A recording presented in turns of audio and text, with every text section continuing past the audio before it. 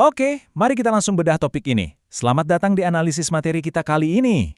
Fokus kita hari ini tuh ngebahas sebuah argumen yang belakangan ini lagi rame banget diperdebatkan, bersumber dari sebuah video YouTube buatan kreator bernama Benix.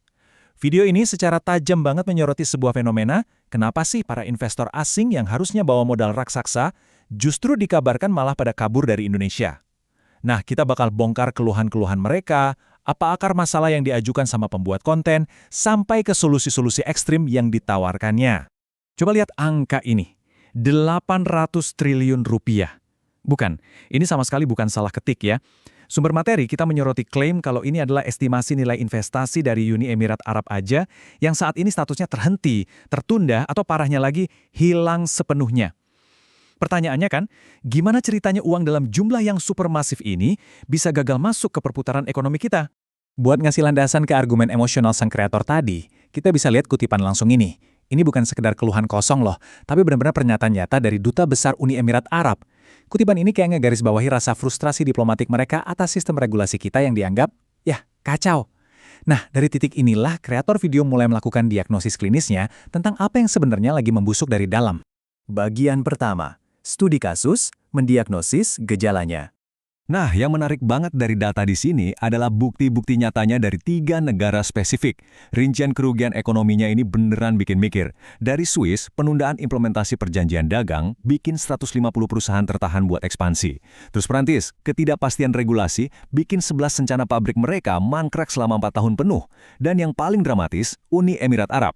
Gara-gara birokrasi yang tumpang tindih, investasi pabrik senilai 85 triliun rupiah yang awalnya ditargetin buat Indonesia, malah putar balik dan dibangun di Amerika Serikat. Bayangin aja tuh. Lanjut ke bagian kedua, paradoks antara potensi dan realitas. Pembuat konten ngegarisbawahi kalau hilangnya investasi-investasi raksasa tadi tuh kerasa tragis banget. Kenapa? Karena di atas kertas kita nih punya segala hal yang diimpikan sama para investor asing. Coba deh lihat 4 aset utama ini. Kita punya pasar domestik raksasa dengan lebih dari 280 juta jiwa. Kita punya bonus demografi yang jamin suplai tenaga kerja sampai puluhan tahun ke depan. Kekayaan alam kita melimpah ruah jadi bahan baku utama dunia. Belum lagi lokasi strategis kita di jalur urat nadi perdagangan global. Jadi poin krusialnya, dengan semua keunggulan absolut ini, kok bisa modal-modal raksasa itu malah berbalik arah? Masuk ke bagian ketiga, akar masalah atau diagnosis sistemiknya. Buat ngejawab paradoks tadi, sang kreator berpendapat kalau masalah utamanya tuh ada di struktur birokrasi kita. Ilustrasi ini menjabarkan dengan cukup tajam apa yang dia sebut sebagai kekacauan birokrasi. Menurut video tersebut, desentralisasi otonomi daerah kita ini terlalu dalam. Bayangin, kamu jadi investor, kamu nggak cuma berurusan sama satu pintu. Kamu harus ngadepin kebijakan presiden yang seringkali diterjemahkan beda sama gubernur, terus dibelokin lagi sama bupati, diubah lagi sama kepala desa, sampai ke level RT dan RW di lapangan. Semua lapisan ini, menurut argumen kreator, punya potensi buat saling tabrakan aturannya. Bikin pusing kan? Nah, disinilah pembuat konten menyajikan pandangan yang cukup kontroversial. Dia berargumen secara terbuka kalau sistem demokrasi multipartai dan otonomi daerah di Indonesia justru jadi akar dari budaya pungli alias premanisme. Logikanya gini, karena setiap kepala daerah punya biaya politik yang super tinggi, investor asing seringkali dijadikan target pemerasan di setiap lapisan birokrasi tadi. Ujung-ujungnya, ya ketidakpastian hukum yang ekstrim buat si investor. Kita lanjut ke bagian keempat, tolok ukur global dan menguji beberapa alternatif. Kreator lalu ngebandingin kekacauan kita tadi sama negara yang udah sukses berbenah. Contoh pertamanya, Uni Emirat Arab. Sumber menjelaskan kalau UEA sadar mereka nggak bisa selamanya bergantung cuma sama minyak. Jadi buat narik investor, mereka nggak cuma sekedar memperbaiki sistem, tapi langsung menerapkan kebijakan radikal bernama birokrasi pemerintah nol. Mereka dilaporkan menghapus sekitar 2.000 peraturan dan memangkas drastis jumlah pegawai negeri sipil mereka. Tujuannya buat memotong rantai izin jadi sistem satu pintu yang benar-benar nyata. Terus, apa hasil dari babat habis birokrasi tersebut? 45,6 miliar dolar Amerika. Pembuat konten menggunakan angka masif dari investasi asing yang masuk ke UEA ini buat ngebuktiin teorinya bahwa ketika birokrasi dipangkas habis dan efisiensi regulasi diutamakan, uang asing itu bakal mengalir masuk tanpa ragu-ragu. Setelah itu, kreator ngebawa kita ke perbandingan politik yang kontras banget. Di satu sisi, dia ngelihat demokrasi multipartai di Indonesia dengan pemilu tiap 5 tahun itu seringnya ngasilin pergantian menteri dan perubahan kebijakan yang konstan. Buat investor jangka panjang, ini menakutkan. Di sisi lain, sumber kita secara terang-terangan memuji negara dengan sistem partai tunggal, atau yang punya kecenderungan otoritarian, kayak Singapura dan Vietnam.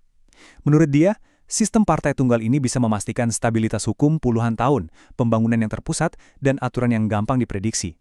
Dan kepastian inilah yang sebenarnya dicari banget sama para investor asing. Sebagai contoh pamungkas dari ketegasan pemerintah, sumber kita merujuk pada sebuah kampanye di Tiongkok. Kreator menggunakan Tiongkok sebagai tolok ukur tertinggi soal gimana sebuah negara bisa pakai tangan besi buat memberantas mafia lokal, birokrat korup, sampai organisasi masyarakat yang dianggap menghalangi laju investasi. Menurut argumen di video tersebut, tindakan represif kayak ginilah yang justru menciptakan rasa aman buat modal asing masuk. Dan akhirnya, masuk ke bagian kelima, resep yang sangat kontroversial. Berangkat dari rentetan keluhan dan perbandingan global tadi, sang kreator akhirnya merumuskan tuntutan tajam buat pemerintahan baru. Dan jujur aja, tuntutan-tuntutan ini sangat ekstrim dan bernuansa otoritarian. Sumber kita secara gamblang meminta gaya kepemimpinan tangan besi, terus menuntut PHK massal terhadap aparatur sipil negara yang dianggap tua dan lamban, serta memusatkan semua perizinan jadi satu pintu seutuhnya. Dan yang paling radikal nih, kreator menuntut dihilangkannya demokrasi multipartai di Indonesia untuk diganti dengan sistem yang meniru negara otoriter.